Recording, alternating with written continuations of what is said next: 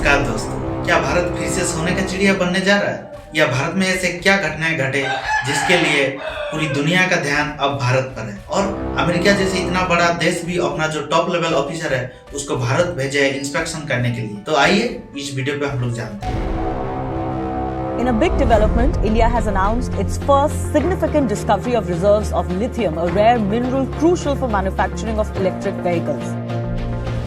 Lithium ion covers a very broad range of technologies. In order to power all of these EVs, we will need lithium ion batteries, lots of them. Some call it white gold. It's a critical material used in batteries, and of course, demand is skyrocketing as energy companies and car makers move away from fossil fuels. Global push to EVs boosting the price of lithium to a record high in China. India's reported discovery of 5.9 million tons of lithium in the state of Jammu and Kashmir has been welcomed by global automakers. So with this discovery, India can end its reliance on China.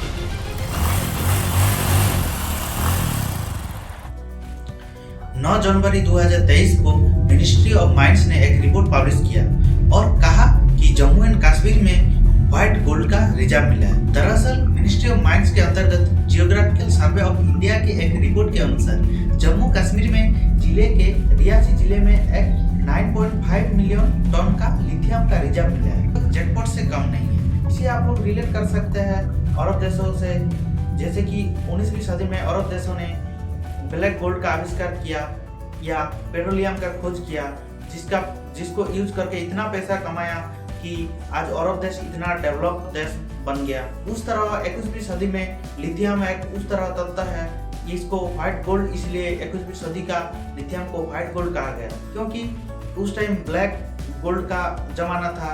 उस time petroleum का आविष्कार हुआ, क्योंकि उतना ज्वलनशील या उतना reactive metal उस टाइम कुछ नहीं था, इसलिए पेट्रोलियम का उतना मतलब पेट्रोलियम डिस्कवर करके उतना अरब देशों ने उतना डेवलप हुआ।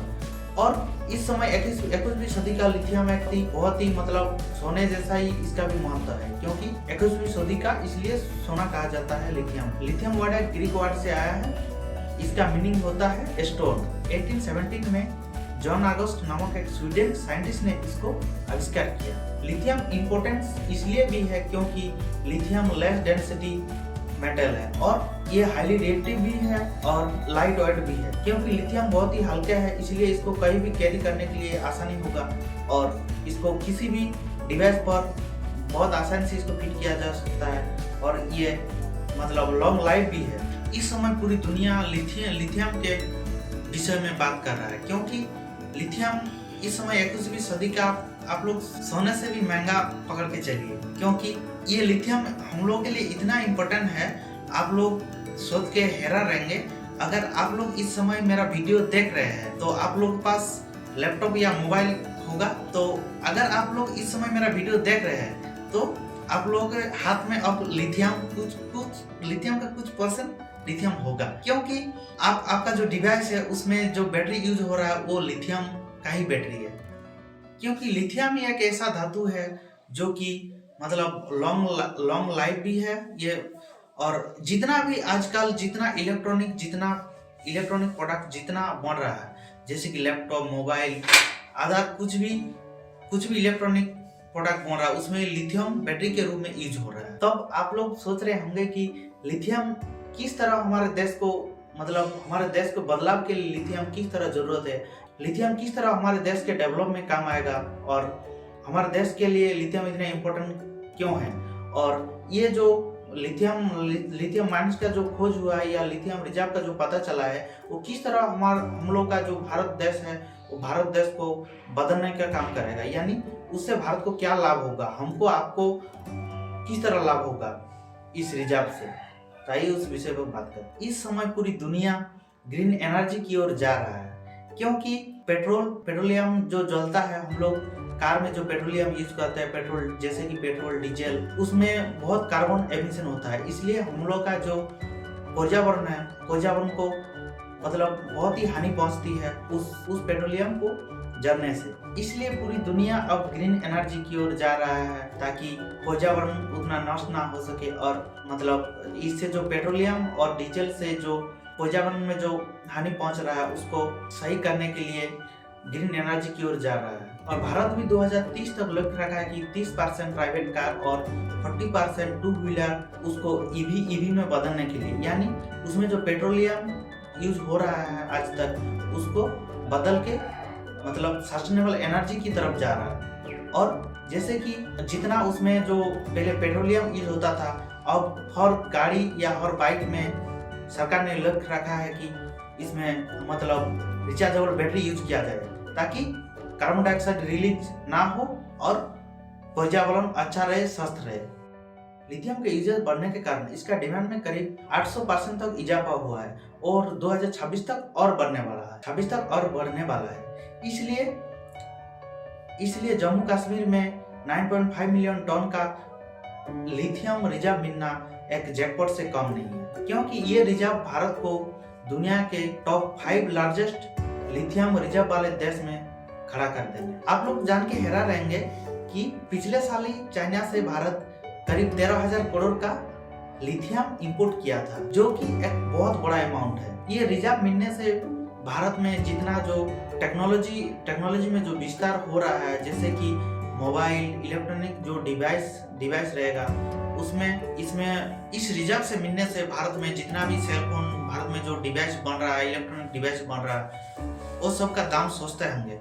क्योंकि आप लोग जान के हैरान रहेंगे कि जो कोई भी इलेक्ट्रॉनिक डिवाइस हम लोग खरीदते हैं उसमें हम लोग को ज़्यादा अमाउंट ऑफ उसका जो जितना मनी होता है, जितना उसका रिटेल कॉस्ट होता है, RS जितना होता है, तो उसका करीब 30 से 40% उसका बैटरी का ही होता है।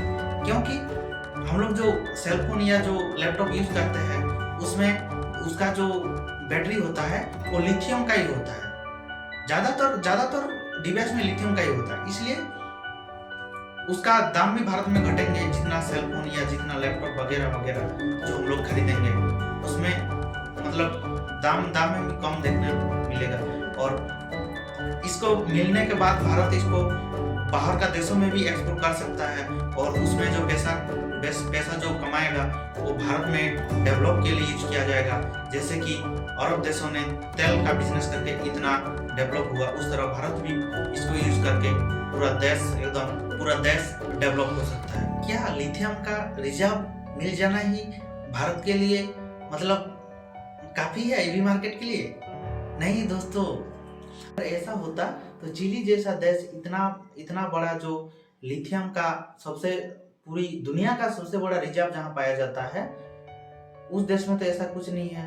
वहाँ पहले जैसा था वैसा ही है, पहले जैसा गरीबी था, जैसा भूखमरी था वैसा ही है। वहाँ पे कुछ उस तरह का डेवलप नहीं हुआ। इस वक्त पूरी दुनिया का सबसे ज्यादा जो लिथियम का जो भंडार है उसमें सिर्फ चाइना का ही कब्जा है। चाइना के पास पूरी दुनिया का करीब 13% ही लिथियम रिजर्व है, लेकिन फिर भी चाइना पूरे होल वर्ल्ड का 58% लिथियम का जो भंडार है उसमें चाइना ही कंट्रोल करता है। इसके अलावा ऑस्ट्रेलिया में जो कि दुनिया का सबसे बड़ा लिथियम का जो माइंस है उसमें भी चाइना का ही कंट्रोल है। इसके अलावा इलेक्ट्रिक कार बनाने वाले सबसे बड़ा कंपनी टेस्ला भी अपना जो ईवी है, जो इलेक्ट्रिक कार के लिए जो बैटरी है वो चाइना से ही खरीदता है। इसका मुख्य तो कई रीजन है, क्योंकि मुख्य तो बैटरियां बनाने के लिए सिर्फ लिथियम ही काफी नहीं है। इसके अलावा cobalt, magnesium, anode, cathode, separator का भी जरूरत है। इसके अलावा 60% ऑफ कोबाल्ट, जो कि एक African country democratic Republic of Congo, जहाँ 60% कोबाल्ट का खनिज का मतलब कोबाल्ट का माइंस है, वहाँ पर भी चाइना का ही कंट्रोल है। इसलिए ये बहुत ही मुश्किल है कि चाइना के अलावा इसको मतलब एक्सट्रैक्ट करके इसको यूज में लाया जा सके। इसके अलावा 72% एनोड और कैथोड भी चाइना ही कंट्रोल करता है और चाइना ही मैन्युफैक्चर करता है। इसके अलावा पूरी दुनिया का 43% सेपरेटर भी चाइना ही प्रोड्यूस करता है और चाइना ही मैन्युफैक्चर करता है। लिथियम एक हाईली रिएक्टिव मेटल है, जिसके लिए इसको पहले माइनिंग किया जाता है और निकाला जाता है, उसके बाद इसको रिफाइन किया जाता है। इसको माइनिंग करने के लिए बहुत समय लगता है और इसमें माइनिंग करने के लिए बहुत मतलब हाईली प्रोसेस है। जैसे कि माइनिंग करने के लिए ब्लास्टिंग भी करना पड़ता है, इससे पर्यावरण को बहुत ठेस पहुंचता है, पर्यावरण का हानि होता है। या पर्यावरण का मतलब दूषित होता है पर्यावरण। ये जम्मू कश्मीर में जो लिथियम का जो रिजर्व मिला है ये G3 कैटेगरी का है। तो आप लोग सोच रहे होंगे कि G3 क्या है। तो दोस्तों जियोग्राफिकल सर्वे ऑफ इंडिया के तहत फोर टाइप का सर्वे है, जैसे कि G1, G2, G3, G4। तो दोस्तों सबसे पहले G4 का सर्वे होता है, उसमें देखा जाता है कि यहाँ पे हो सकता है, यहाँ मतलब लिथियम का भंडार या कुछ भी जो खनिज पदार्थ है उस तरह का सर्वे है कि यहाँ पे होने का मतलब चांस है, हो सकता है। उसके बाद G3 का सर्वे किया जाता है। G3 में ये पता चलता है कि यहाँ पे मतलब ऑलरेडी है मतलब मिल गया है, लेकिन ये निर्णय नहीं किया जाता है कि कितना है और किस टाइप का या कितना प्योरिटी का है या कितना टाइप का है। उसके बाद G2 का सर्वे होता है। G2 का सर्वे में डायरेक्ट पता चल जाता है कि यही हो मतलब यहीं पे है और इतना मात्रा का है और इस प्रकार का है। उसके बाद होता है G1 सर्वे। तो दोस्तों G1 सर्वे में यही पता चलता है कि ये मतलब प्रॉपर कितना एरिया में है, कितना है और किस तरह का है और इसको कैसे निकाला जा सकता है, कितना नीचे है, इस तरह है। दोस्तों लिथियम का माइनिंग इको फ्रेंडली नहीं है। लिथियम का माइनिंग में बहुत ही पर्यावरण का लॉस होता है, जैसे कि 1 टन लिथियम ये करने के लिए मतलब रिफाइनिंग करने के लिए करीब 2.2 मिलियन लीटर मतलब पानी लग जाता है इसको रिफाइन करने के लिए। लिथियम माइनिंग बिल्कुल इको फ्रेंडली नहीं है, जैसे कि 1 टन लिथियम निकालने के लिए करीब 2.2 मिलियन लीटर पानी का यूज होता है इसको रिफाइनिंग करने के लिए। तो पेट्रोलियम का डिपेंडेंस कम करने के लिए ये भी एक सबसे बड़ा कारण है, क्योंकि उसमें पेट्रोलियम जलाने के बाद बहुत ही मतलब CO2 रिलीज होता है।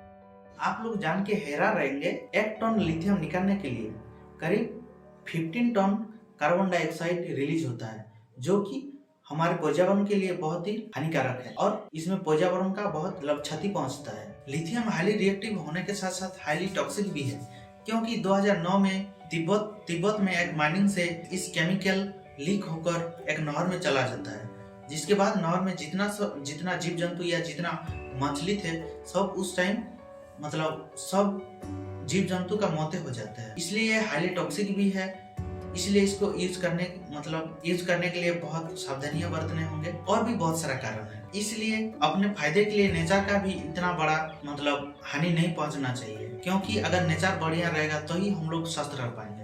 अगर पैसा ज्यादा रहेगा और नेचर खराब रहेगा मतलब हम लोग का जो एटमॉस्फेयर है वो अगर खराब हो जाएगा तो बहुत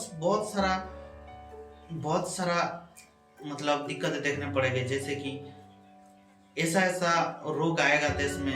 आप लोग देखें ना कुछ दिन पहले, और जहाँ पे इसका माइनिंग किया जाएगा वहाँ पे बहुत ही मतलब भूस्खलन जैसा घटना हो जाएगा, जैसे कि आप लोग कुछ दिन पहले जोशीमठ में देखे। अगर जोशीमठ का वीडियो देखना चाहते हैं तो राइट आई बटन में क्लिक कीजिए और देखिए। तो दोस्तों इसलिए ये बात तो कंफर्म है कि कुछ साल बाद इसका भी अल्टरनेट ढूंढ लिए जाएंगे, क्योंकि इसमें एटमॉस्फेयर का भी बहुत मतलब हानि होने का चांस है।